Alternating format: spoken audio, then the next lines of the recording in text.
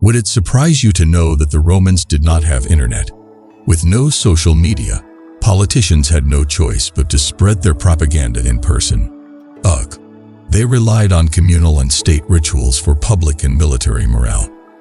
Different emperors promoted different beliefs, and since socializing relied on word of mouth, the character arcs of their many gods were often distorted.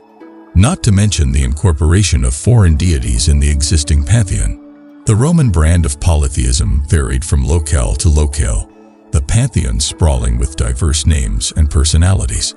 The beliefs were rather loose and incoherent, banded together to appease the need of the hour. Folklore and mythologies have a way of unraveling, especially in large empires. This was no different. The Roman religion was declining, so a new one had to fill in the gap. Spoiler alert, it was Christianity. Christianity began with Jesus Christ, who was a Jew. Come again. Okay, so why are Christians, well, Christians, and not Jews? That has a lot to do with how the two religions developed over time. So in the 1st century CE, or AD, if you prefer that, Christianity started its incredible journey. After Jesus died in Jerusalem, his followers and the 12 apostles started spreading the word in different parts of the empire. They preach across the Levant and the Mediterranean. According to most estimates, Christian followers totaled around 1,000 by 40 CE. Then how were there a few million Christians in the world by the 4th century? It's actually not that outrageous. Dr. Bart Ehrman, a Christian scholar, simplifies it like this. If there are 100 Christians this year, in 10 years they need to grow to 140. That means, basically every year, the 100 Christians among them, as a group, need to convert 3 or 4 people. That's all. But let's get back to the 1st century for now. The early Christians were Jews just like their leader, so they believed in the coming of the Messiah. They were enamored of the idea of resurrection and hailed Christ to be the promised one. This newly emerged Jewish sect put off other Jews, but Gentiles or non-Jews could care less. Since the Romans used to believe in multiple gods, one more was not an issue. A lot of initial Roman converts believed in other gods alongside the Lord. In 50 CE, the Council of Jerusalem was held, which relaxed the rules for converting Gentiles. Judaism, for the most part, was a closed group. Meanwhile, Christianity, despite having a lot of similar themes and beliefs, provided a much lower barrier to entry. Apostle Paul played a major role in this marketing plan since he believed that they should preach to Gentiles just as much as other Jews. Christian and New Testament scholar Larry Hurtado explains, Paul saw Jesus' resurrection as ushering in the eschatological time foretold by biblical prophets, in which the pagan Gentile nations would turn from their idols and embrace the one true God of Israel. Paul's argument came from the Old Testament, Zechariah 8:20-23. Men from nations of every language shall take hold of a Jew, grasping his garment and saying, Let us go with you, for we have heard that God is with you. This remained a major topic of contention between the Hebrew Christians, the Gentile Christians, and the Jews. The rift between Gentile-friendly Christianity and the stricter faith, Judaism, widened to the point of no return.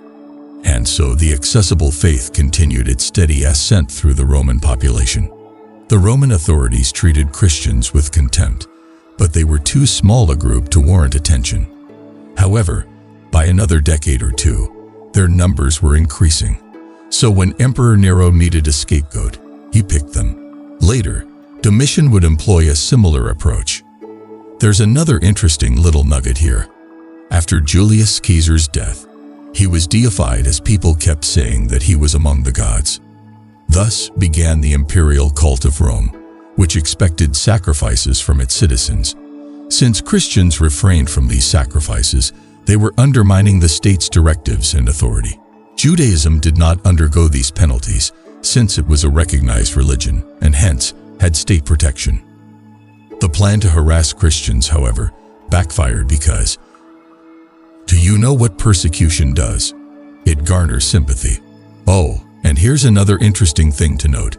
Christianity, like Judaism, is an apocalyptic faith, with plenty of end times promises.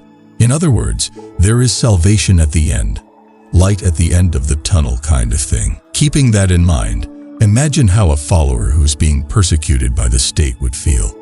If you have a weak imagination, I'll tell you what they would have felt. A surge of passion and devotion. Major religious texts were penned and collected over the century. The Christian faith was becoming increasingly organized. The 2nd and 3rd centuries witnessed a steady rise of Roman Christians. Remember that old formula of exponential growth. The numbers were now starting to increase at a higher pace, and there are a lot of reasons for that, in addition to the lower barrier to entry and the promise of salvation. Roman polytheism had a strict class hierarchy. Gods lived above and men below. And while Rome was quite a powerful empire, it had not eradicated poverty. Most of the Roman lower class, including the long line of slaves, sympathized with Christianity's message of equality. Since all were equal in the sight of God, emphasized by the inclusion of Gentiles, it provided a social appeal for the downtrodden and the lower working class.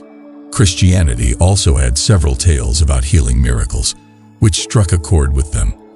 Most importantly, with salvation awaiting them in the end, they could suffer through their harsh working conditions with the hope of a better reward. And who was affected most by the working conditions? The paterfamilias, who decided the religious orientation of the entire household. The Roman nobility noticed the growth by the 3rd century and began persecution once again.